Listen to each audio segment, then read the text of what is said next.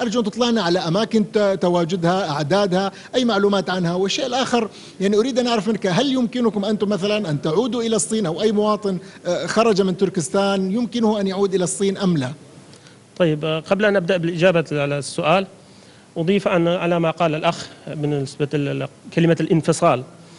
يعني كلمة انفصال يعني نوع من يعني كأننا كنا مع الصين ونريد أن ننفصل.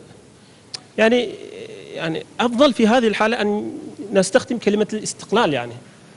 يعني كلمة الانفصال كأننا كنا مع الصين منذ زمن بعيد، والآن نريد أن ننفصل من الصين. نريد أن نستخدم كلمة استقلال، هذا هو الأصح. أريد أصحح في هذا الجانب. أما الجانب الثاني، نريد أن ننظر إلى قضية تركستانية من منظور الإسلامي قبل القومي، قبل الوطني. لازم أن ننظر من منظور الإسلامي. لماذا؟ لأنه وطن إسلامي فتح من عندنا قائد قتيبة بن مسلم الباهلي في 95 هجرية. الصين احتلت البلاد. هذا يعني يجب علينا وعلى المسلمين جميعا أن يحرر تركستان الشرقية. هذا لا بد أن ننظر قبل الوطنية، قبل القومية، من منظور الإسلامي. هذا مهم جدا. كل واحد لا بد أن يصحح هذه المفاهيم، مثل ما هو في فلسطين، مثل ما هو في العراق، مثل ما هو في أفغانستان، مثل ما في كشمير وغيرها من البلدان الإسلامية. لازم أن يكون هناك ننظر من منظور الإسلامي. ثم الآن أتي إلى إجابة على ما سألت. بالنسبة للخروج من تركستان الشرقية إلى خارج والعودة إلى تلك البلد، هناك يعني عدة مراحل. يعني مشينا بعدة مراحل، يمكن نقسمها إلى 4 مراحل. المرحلة الأولى من عام 1949، يعني منذ بعد أن احتلت الصين مباشرة، إلى عام 1981. بين هذه الفترة ما خرج أحد من تركستان الشرقية إلى خارج، وما دخل من خارج أحد إلى تلك البلد. في ذاك الفترة كانت تركستان الشرقية مغلقة تماما، يعني ما كانت هناك باب مفتوح إلى الخارج أبدا. من سنة 1981 إلى سنة 1991، يعني خلال 10 سنوات هذه، هناك بدأت بعض التسهيلات يعني للخروج إلى خارج، خصوصا لأداء الحج والعمرة.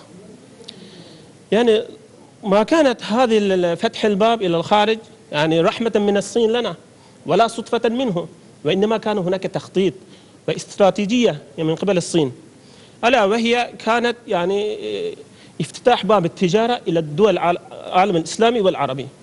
يعني في خلال هذه 10 سنوات فتحت باب الخروج الصين بعض الناس لأداء الحج والعمرة إلى دول آسيا الوسطى بعد أن استقلت تلك الدول.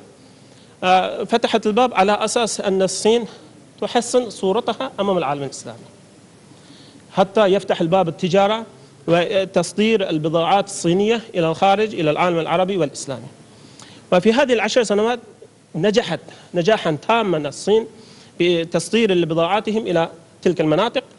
ثم المرحلة الثالثة من 1991 إلى 2001، في هذه 10 سنوات اشتد الأمر بشكل كبير جدا، لأن الصين اطمأنت وعرفت أن البلدان العالم الإسلامي بحاجة إلى الصين، جانب الاقتصادي ليس جانب السياسي.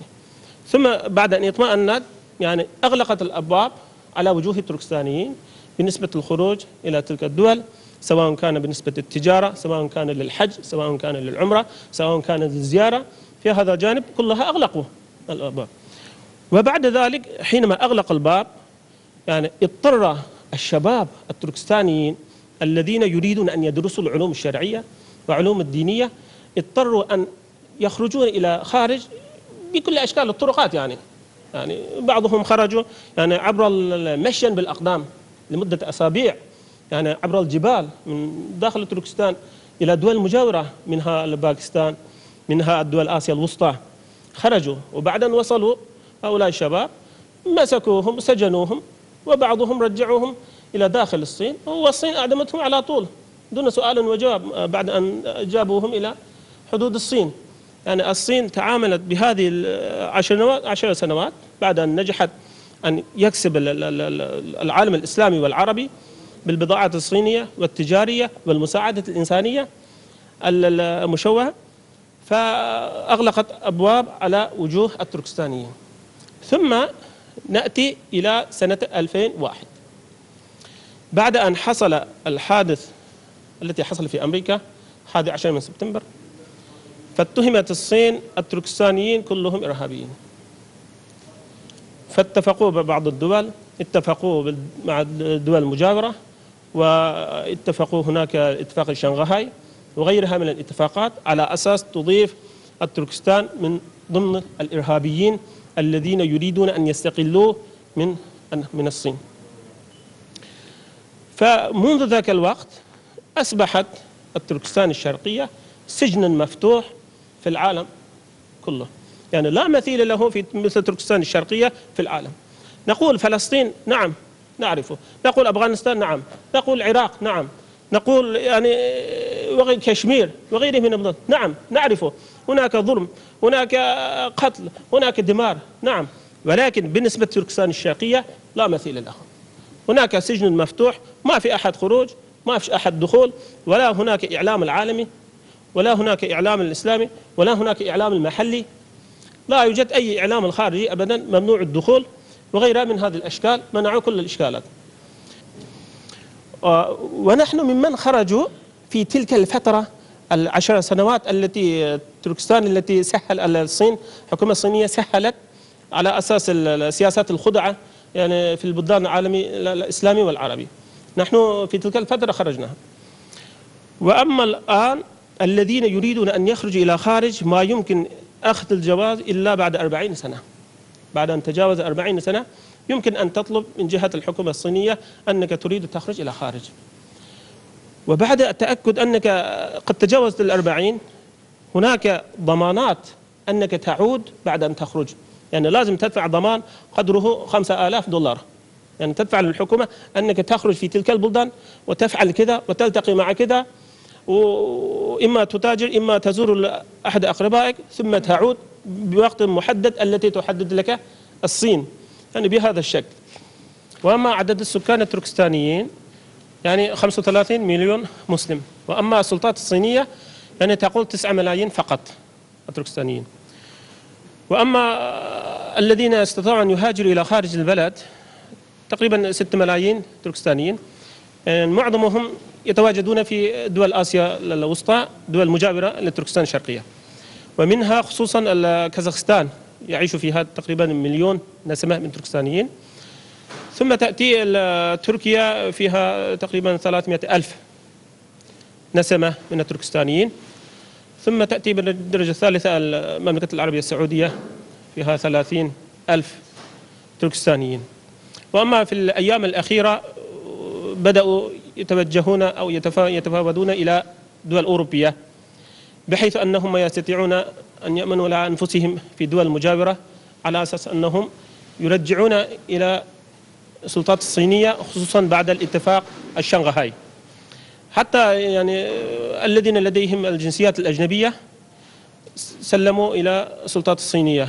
مثال ذلك أحد الإخوة لديه جنسية كندية وذهب إلى أوزبكستان حتى يزور أهل زوجته، والسلطات الأوزبكية مسكوه ثم رجعوه إلى السلطات الصينية، حاكموه يعني في السجن الأبدي يعني بهذا الشكل. لذلك الآن تركستان الشرقية يعني يعيش يعني حبس مفتوح في العالم. نعم، جزاكم الله خير. سيد عمر، يعني ربما أنت ضيفنا الوحيد غير التركستاني، أنت يعني كاتب وتركي متخصص في الشؤون تركستان الشرقية.